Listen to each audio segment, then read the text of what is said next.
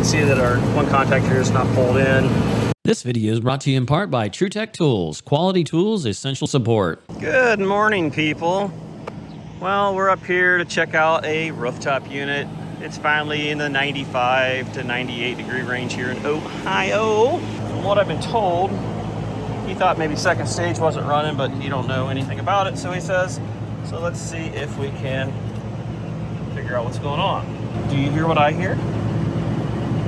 I hear a belt squeak, squeak, squeak, squeak, squeak, squeak, squeak, squeak, squeak. So everybody claims they're a maintenance guy, but nobody knows how to do maintenance, which is fine. But it's like, why do you even hire people if you can't do damn maintenance? Coils are plugged. That don't take rocket science degree to be able to do that. Tightening a belt really shouldn't be rocket science, but it seems to be. So let's see what we can do here.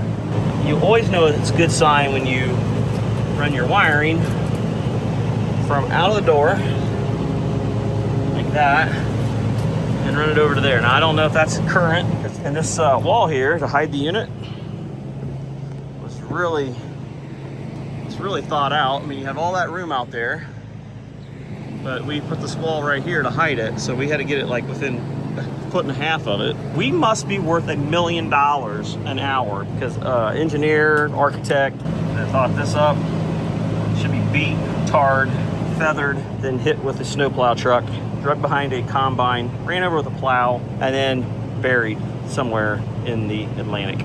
So let's take a looky, see what we got in here. Listen to this thing. It's moving air. Sounds like crap. There are two circuits here, neither of which feel all that cold. You see a little bit of sweating going on in one, but it don't feel good. That is circuit one. One's cold once it hits the orifices. You see those are orifices right there, which means it's going to be very difficult to convert this to any other refrigerant. Two does not feel like it's running at all because it's going to be coming through here. I think our issue is something to do with refrigerant levels. Wow, you open it up and here's a valve core tool that's been there for God knows how many years. There's that wire. So that wire wasn't even hooked up to nothing. Now, one of the other things you want to put a strong eye into is make sure that the damper system's not wide open, malfunctioning, which it appears is probably okay. So as far as we know, the damper's not open. Now this blower door's been off for a while and we're still not even freezing up. So like I said, one circuit's not running, the other one is barely feeding. All right, so I took the valve core tool out. You can see the nasty black oil on there. It's on my finger here. So the Schrader's messing for some reason. Why they couldn't have just put an extension on it, replaced the Schrader core, I have no idea. Looks like we have a newer board here that converts the resistive thermostat into a freaking 24 volt. So that's a newer board. Let's see if I can figure out what 1 through 20 here is. So before this ends up getting lost, I went ahead, went through and wrote our most important terminals, Y1, 2, W1, 2, G, R, C. All we had to do is go through here and decipher here. Anyhow, now we know what number's what. Now we can check and see if we got voltage to Y2, Y1. Makes it a little easier. We can see that our one contact here is not pulled in. According to the wire colors here, it appears this is probably 208, 230 volt. SBLD, I've been really happy with this bag. Probably one of my more favorite ones so far. Other than when it's open but it's raining, that's the only thing I didn't like. As always, guys, you can get a good majority of the tools I use here from TruTech Tools, which is a sponsor of the video. And you can save money with discount code SURVIVAL at checkout. So there's R, I'm assuming 14. See, that don't make sense because look, it's not on 14, it's on 16. Does it jump on the back of it? I don't know, it's hard to stick your head in there, so maybe that's not accurate, okay? Black common looks kind of like it, Y1. Yep, it's on 1. Let's see here, Y2, 4. Orange is on 4, so I would say that's a possibility. So let's go to 20 into 1. Look at that, 26. Go down here to orange. No call. No call. No, no, no. Go down to white, nothing. Go down to that red one right there. We got power there. Definitely better voltage there on 15, 16. So we're not getting a call for cooling for some reason. Let's jump it and see what happens. We've got it recopied there because I have a bad memory, obviously. We come down to 4. Hook it on to 4. Look at that. It's coming on. So we got a controls issue, or it's not needing it right now. Or earlier it was calling yesterday and it just never came on. That's getting nice and cold, actually. Colder than what this piece of poopy is. Now to further my first observation, go down here and see what we got voltage wise, so we can be a little more careful than normal. We are 206. We've already checked the low voltage tap by seeing that we had 26, 24 volts area. We're good on that. The one I worked on yesterday here, putting out 22 volts, 23 volts because they had it on the 230 volt tap. So let's put the door back on and see what kind of condensation we start getting on the coil. That will work good enough for now.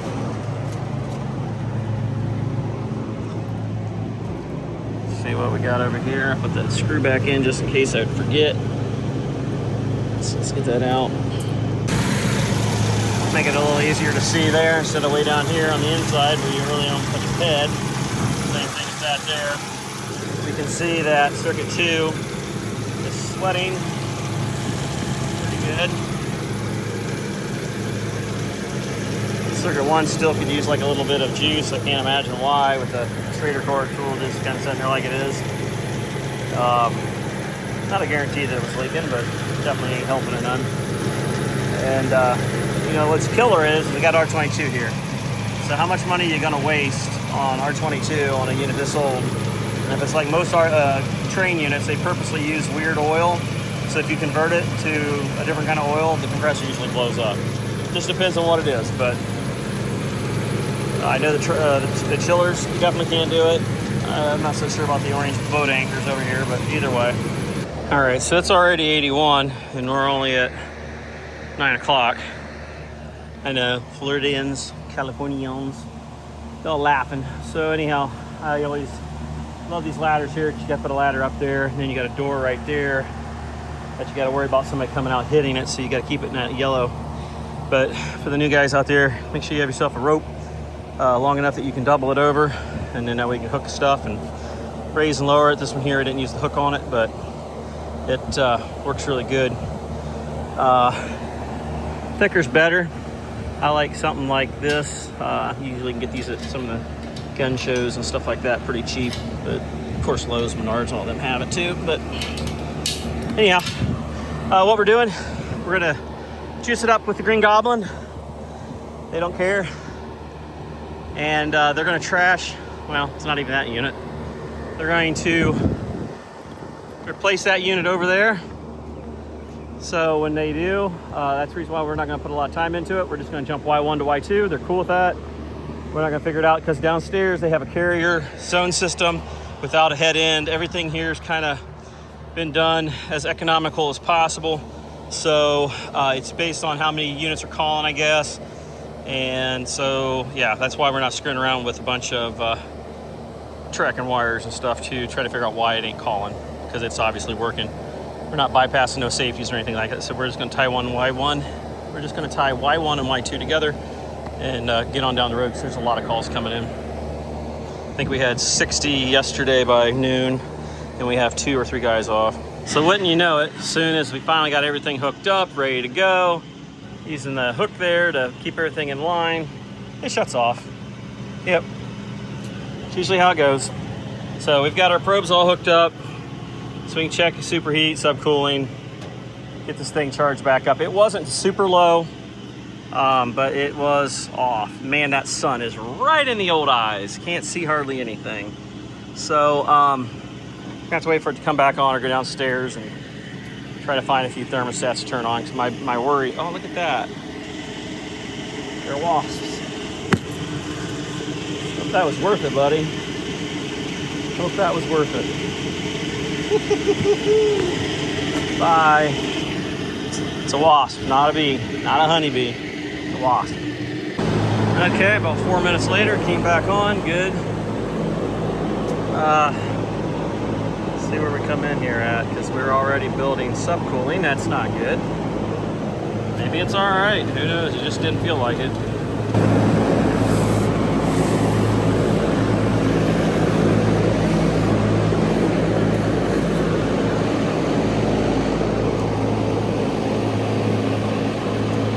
Definitely pulling through, not real great, especially over here. This is always a mess right here.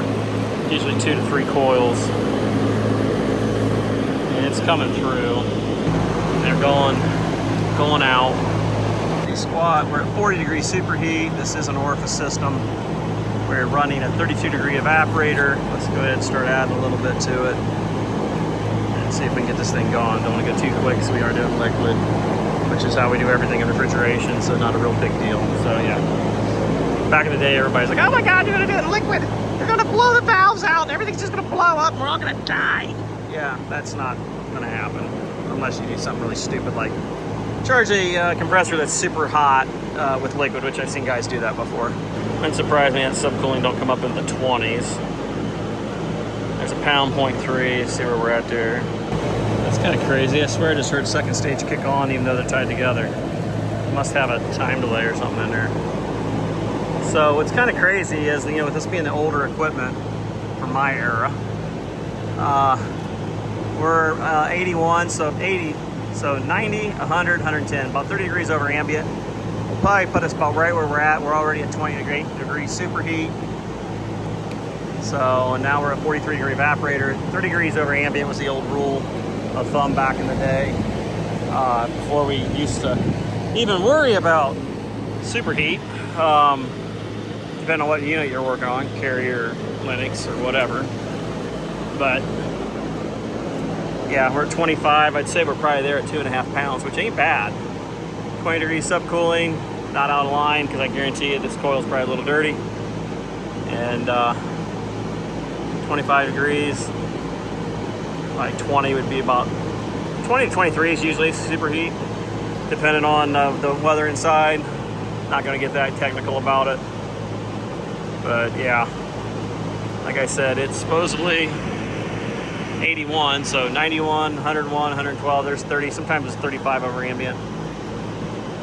This is not the way you should do it on a routine basis, nor on any of the new equipment. But this thing's getting ready to fall apart, and getting ready to be replaced anyway, so we're not going to spend umpteen hours on this thing when we got loads of calls to go. There we go. So 21 degrees, superheat 22. We're not flooding back. Pressures look about what they would normally be. 20 degree subcooling, that stabilizing a little bit. 22 is pretty awesome as far as stabilizing really quickly compared to 410A. And now 410A is gone. Amazing how that was good for the environment. Now it's not. Now we got this new garbage that we can't even get in a bottle. Gotta love it. They won't be happy until you can just take yourself off the planet. But you know, what do I know? Yeah, right in about 3 pounds and something. So I think that's where we're gonna stop at. That should be more than adequate. That way we ain't dumping more money into it than we need to. Now the only thing that could happen, depending on how many zones there is, you know, it may cool down too quickly. And now that circuit's good, but when it needs that second stage, and if it's not going to call for it, like I told the guys, it may overcool a little bit, and then we may have to unhook it. So biggest thing is communications with your customer. Let them know what's going on. Let them make the decision. Put the ball in their park. Say, hey, here's what we got. What do you want to do? Hey, Bobby told me to do this. It was okayed by Bobby. That's Bobby's name or whatever. That way, you're not taking it on the hook. You suggest it, they approve it, then you do it. That's just a smart way to do it. Don't ever go on your own and make executive decisions. Unhook that second stage. Yeah, there it went out, so it did go out. All right, let's disconnect. Okay, valve off, dump it back in. I've already got my liquid turned off up there. Get my probes back. The other one, like I said, it feels pretty good. We might give it a quick glance, but from what I see, it's doing fine. Like I said, less. But you're talking $100 some a pound, which, you know, we don't gouge the living snot out of people. That's why we're big and successful, because companies that gouge the snot out of people last for a short duration of time, and then they usually go under. There's the reason why we've been here, I think, since 1980. So, and have 115 employees and do millions and millions of dollars in the business. So, yeah. Tell me another story, Bob. Oh yeah, so might want to shut that off like that. Take a quick look here. Okay, that second circuit is at 40 degrees. Oh, wait a minute. Hello, I unplugged it. That's why it's not, yep, duh. Probably help if I left it running, huh? There it goes. Let's see how it's doing real quick here. Okay, that one was also a little low, not as bad as the other one. We were running in the mid 30s, and you got this temperature's here, it's gonna be higher. So we're gonna add a little bit to it. Probably about 2 pounds, I bet. What's another 200 bucks among friends? So, yeah, stop there at 5 area. All right, I'm gonna stop there at 25. We're at 6.75 pounds. That's almost 700 bucks, 800 bucks, whatever we're selling this stuff for. She's coming out pretty good there. Be on a roll, it's time to go solo. So yeah, it's wrap this turd up and we can put her in a hot dog bun to get the heck out of here. Now I know my Eagle Hawks out there, they'd be like, you need to hook up your high side. How do you know what the high side is? You're so crazy, you'll hack. You'll hack a jack. So we're running 262 on the head. That's with the door not even 100% sealed. So at 80, it says 81, so 91, 101, 110. Yeah, we're at 31 degrees. So we're not over extreme for 22. So yeah, good enough for today on that. So all bases are covered, filters are clean, coils clean. So we're good. Okay, so we went ahead and got that replaced. Did a hot swap, did it while it was running. Suction pressure's at the lowest. It's for the better good because you need to try to keep it from leaking because you never know. They could say they're going to replace it and they never do. Still hasn't even kicked on its own for that second stage. Just got to jump this thing in and then we can wrap this thing up. One of the simplest ways, go from number 4. I think that, yeah, it's 74A. It's actually labeled so they can uncipher it if they want. Then we'll just jump that up here to 1. Is right here, and of course it shuts down right when I did it. Oh, there's 2 number 4s. What the heck? They got a bunch of them back in there. Son of a gun. I don't know. We'll just screw it then. I was hoping to speed that up, but I didn't see they had like 9 things back here. That kind of sucks. All right, well, let's jump it up. Okay, jumped 4 to 1. Made it pretty obvious so somebody can see what we did. Marked it so we know what we've used. And waiting for the stupid thing to come on. I don't want to go without it kicking on one more time because it just, every time I've jumped that, it's dropped out and it wasn't dropping out originally. I got another job I've got to go to. It's like having a mass hysteria attack. Okay, so I jumped it out, didn't work. Then I got looking at that 74A there. And I'm like, man, I don't see no wires there else on number 5. Look back at it again.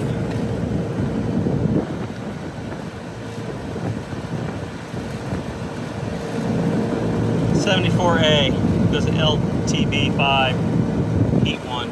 So it was sensing heat and cool at the same time. So jumper's on there now, so I ain't messing with it. It's so easy to see it. I must have got it at an angle and grabbed the wrong one and moved it up. So either way, there's still 2 terminals on there. We're just gonna do it this way. That way it's easy to see what I did. Okay, I just heard the second stage come on. So there must be a delay built into that board. You figure when this was probably built, they didn't even have digital stats or they weren't as common. So they've already put some logic into it. What year is this thing? 2002, yeah, they had digital stats, whatever. Either way, it's running. It's getting ready to start sweating again. I gotta go to another call. If you guys enjoyed the video and you wanna see more like it, make sure you subscribe, hit the like button, leave a comment down below, and until next time, catch you on the next one. Later.